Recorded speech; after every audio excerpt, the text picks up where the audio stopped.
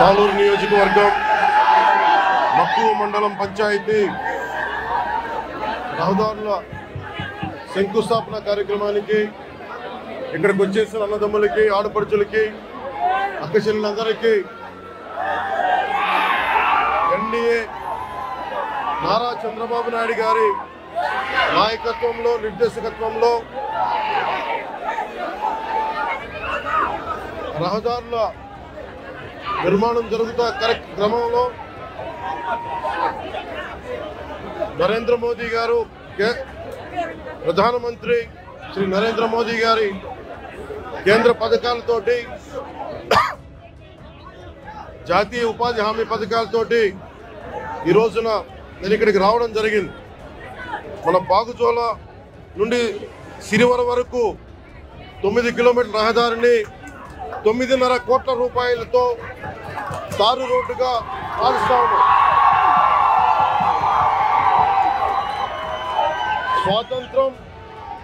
మనకి స్వాతంత్రం వచ్చినప్పటి నుంచి దాదాపు 70 సంవత్సరాల పైన ఈ రోడ్డుని మనం వేసుకోలేని పరిస్థితి. నేను మీ దృష్టికి ఈ రోజున నేను అన్ని వదిలి ఇది మీకు పోరాట యాత్ర అప్పుడు నేను అన్ని తిరిగి మన పాడేరు అరకు అన్ని గిరిజన ప్రాంతాల్లో తిరిగినప్పుడు నాకు 2 ప్రధానమైన సమస్యలు, 1 రోడ్లు, 2 తాగునీటి అవసరాలు, 3 యువతకి ఉపాధి అవకాశాలు. ఇంత సుందరమైన ప్రాంతం ఇది. దాదాపు 20కి పైగా జలపాతాలు ఉన్నాయి ఇక్కడ. మన విజయనగరం జిల్లా పార్వతీపురం ఇవన్నీ కూడా ఉమ్మడి విజయనగరం కానీ జిల్లాలో అద్భుతమైన సౌందర్యం ఉంది. ఇక్కడ ప్రకృతి సౌందర్యం. ఇక్కడ టూరిజంని డెవలప్ చేయాలి. యువతకు కూడా నేను ఒకటే మాటిస్తున్నాను, ఇప్పటిదాకా ఎవరు కూడా ఆలోచించలేదు ఇక్కడికి రావాలని, రోడ్లు వేయాలని. కానీ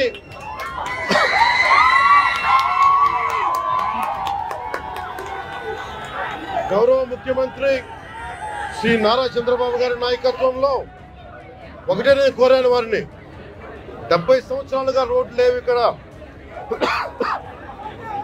70 సంవత్సరాలుగా రోడ్లు లేవు. బాలింతలు రోజు డోలీలో వచ్చే పరిస్థితి ఉంది. డబ్బులు లేవు ఒకవైపు మన దగ్గర. కేంద్ర ప్రభుత్వం 21 నుంచి 22 వరకు 350 కోట్ల రూపాయల చొప్పున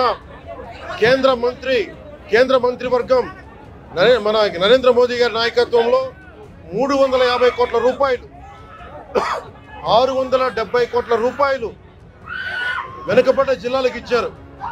గత ప్రభుత్వం ఆధ్వర్యంలో ఆ నిధులు వస్తే ఆ నిధులు ఈ రోజు దాకా దానికి లెక్క పక్క లేకుండా చేశారు. ఈ రోడ్లు వేయడానికి 9.5 కోట్ల రూపాయలు ఖర్చు. మీ దగ్గరికి ఓట్లు అడిగిన వ్యక్తులు నేను అన్యాయం అయిపోయిన చెప్పిన బిడ్డ మీరు చూడండి, 5 సంవత్సరాల పాలనలో మీకు రోడ్లు వేయలేకపోయారు. కానీ మేము వచ్చి డబ్బులు లేకపోయినా మన వెనకబడ్డ జిల్లాల కోసం 700 కోట్ల రూపాయలు నిధులు ఇస్తే వాటిని ఖర్చు పెట్టలేదు, దారి మళ్లించేశారు. ఋషికొండ ప్యాలెస్ కి 500 కోట్ల రూపాయలు ఖర్చు పెట్టారు, కానీ ఇక్కడ 9 కోట్లతోటి రోడ్లు వేయలేకపోయారు.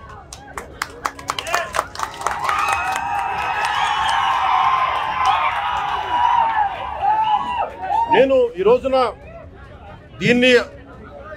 దీన్ని ఆధారం చేసుకుని ఒకటే చెప్తా ఉన్నాను, ముఖ్యంగా గిరిజన వర్గ ప్రజలందరికీ, మన్యం ప్రాంతం ఉండే ప్రజలందరికీ నేను మీకు నారా చంద్రబాబు నాయుడు గారి ఆధ్వర్యంలో నాయకత్వం నడుస్తున్న ఈ కూటమి ప్రభుత్వం తరపున మనకున్న మంత్రివర్గ సహచరులు కానీ ఎమ్మెల్యేలు కానీ అందరి తరపున నేను మాటిస్తున్నాను, మీకోసం అహిర్నిశలో ఎండనక వాననక పనిచేయడానికి మేము సంసిద్ధంగా ఉన్నాం.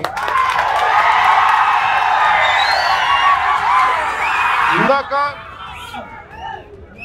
కలెక్టర్ గారు నా దృష్టికి తీసుకొచ్చారు, ఇది పైకి మనం ఎంతవరకు వెళ్తాం ఆగుదామంటే ఒకటే మాట చెప్పాను కలెక్టర్ గారికి, 1 కిలోమీటర్ నడిస్తే కానీ సాధక బాధలు తెలియవు నాకు, కనీసం నేను నడవాలి. నేను అలాంటిది 4 డోలీ పట్టుకొని ఒక గర్భిణి స్త్రీని పట్టుకొని ఎంత ఇబ్బంది పడతారో ఆ బాధ నాకు తెలియాలంటే ముందు నేను నడవాలి, నేను నడుస్తాను దీనికి.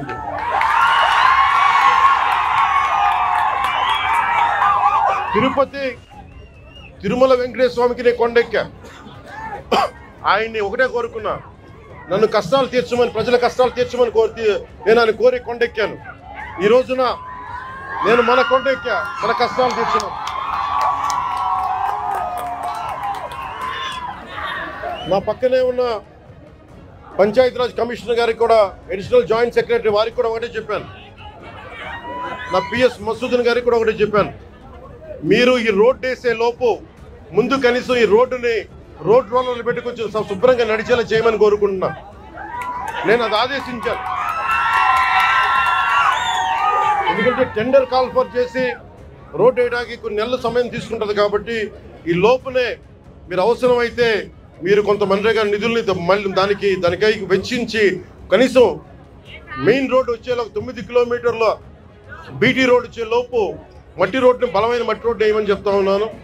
ఇది ఇంకా ఈరోజు తుఫాన్ అయితే ఉంది కానీ రోజు ఇప్పుడు శీతాకాలం కాబట్టి అందుకని రోడ్డు వేయమని మరి చెప్పాను. దాన్ని కూడా నేనే దగ్గరుండి ఉప ముఖ్యమంత్రి పేషి నుంచి నేనే దీన్ని పర్యవేక్షిస్తాను.